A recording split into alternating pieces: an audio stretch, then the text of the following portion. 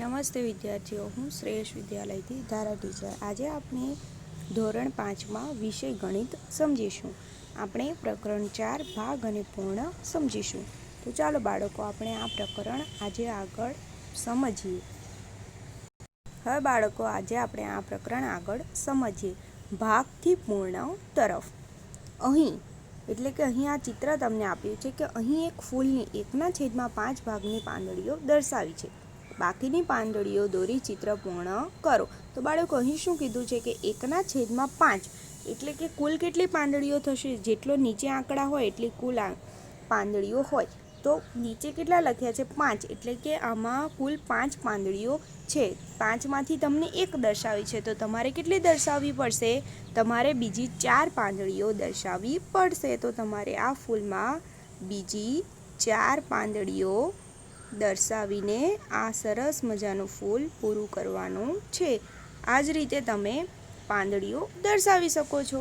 ત્યારબાદ શું આપ્યું છે કે ચિત્રમાં પંખાના 3 પાંખિયા પૈકી 1 દર્શાવ્યું છે। એટલે જુઓ, આ તમને ચિત્રમાં 3 પાંખિયા એટલે કે પંખાના 3 પાંખિયા હોય તે પૈકી 1 દર્શાવ્યું છે। બાકીના પાંખિયા દર્શાવીને ચિત્ર પૂર્ણ કરો। તો તમારે બાકીના, હવે 3 પાંખિયા પૈકી એટલે 3 પાંખિયા હોય તેમાંથી 1 દર્શાવ્યું છે, તો તમારે કેટલા દોરવા પડશે? તમારે બીજા 2 પાંખિયા દોરવા પડશે। એટલે તમારે જાતે દોરવાના રહેશે।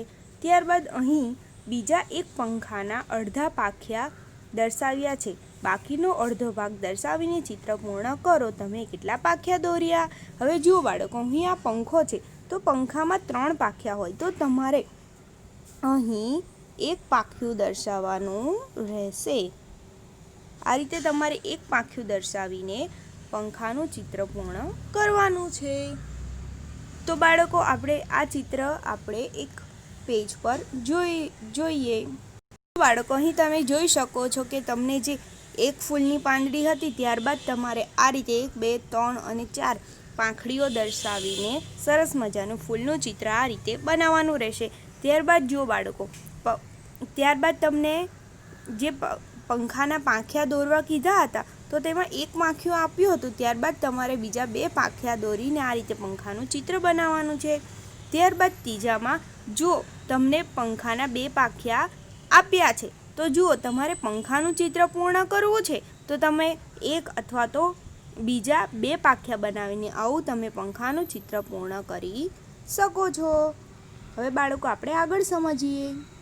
ત્યારબાદ આપણે આગળ સમજીએ રૂપિયા અને પૈસા। તો જુઓ, અહીં તમને કેટલા બધા છૂટા પૈસા જોવા મળે છે ચિત્રમાં। તો અહીં પૈસા પણ દર્શાવ્યા છે કે 50 પૈસાના કેટલા સિક્કા લેતા 1 રૂપિયો થશે। તો જુઓ, અહીં તમને 50 પૈસાનો 1 સિક્કો આપ્યો છે, તો તમે 50 પૈસાના 2 સિક્કા ભેગા કરો તો 1 રૂપિયો થશે। એટલે અહીં 50 પૈસાના તમારે 2 સિક્કા લેવા પડશે। ત્યારબાદ કયો સવાલ છે કે 50 પૈસાના 1 રૂપિયાનો અડધો ભાગ છે? તો હા, 50 પૈસા એ 1 રૂપિયાનો અડધો ભાગ છે, કારણ કે 2 50 પૈસા મળીને 1 રૂપિયો થાય છે, એટલા માટે। ત્યારબાદ છે કે અહીં તમને દર્શાવવામાં આવ્યું છે કે 1 રૂપિયો, અહીં તમને 1 રૂપિયાનો સિક્કો આપ્યો છે કે 1 રૂપિયાના કેટલા સિક્કા લઈએ તો 10 રૂપિયા થાય। બોલો તો બાળકો, 10 રૂપિયા કરવા હોય અને તમારી પાસે 1 રૂપિયાના તમે કેટલા સિક્કા લો? તો 1 રૂપિયાના તમે 10 સિક્કા લો ત્યારે 10 રૂપિયા થશે। 1 રૂપિયાને 10 રૂપિયાનો કેટલામો ભાગ થયો? એટલે 1 રૂપિયો એ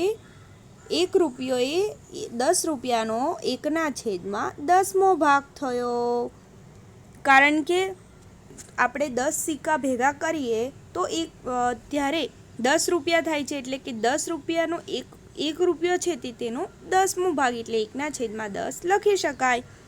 ત્યારબાદ અહીં આપ્યું છે કે અહીં આ તમને 2 રૂપિયાનો સિક્કો આપ્યો છે કે 2 રૂપિયાના કેટલા સિક્કા ભેગા કરીએ તો 5 રૂપિયા થાય? બોલો તો બાળકો, 2 રૂપિયાના 5 સિક્કા ભેગા કરીએ તો 10 રૂપિયા થશે, કારણ કે 2 પંચામ 10 થાય, એટલે તમારે 5 સિક્કા ભેગા કરવા પડશે।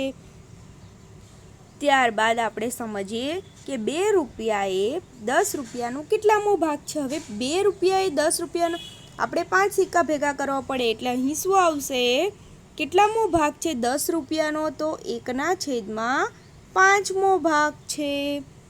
ત્યારબાદ સવાલ જોઈએ અહીં. ત્યારબાદ તમને આ સિક્કો શેનો આપ્યો છે? 5 રૂપિયાનો સિક્કો આપ્યો છે. 5 રૂપિયાના કેટલા સિક્કા લઈએ તો 10 રૂપિયા થાય? બોલો. તો આ તો તમને આવડશે જ. બોલો, તમારે જવાબ આપવાનો છે. કેટલા થશે?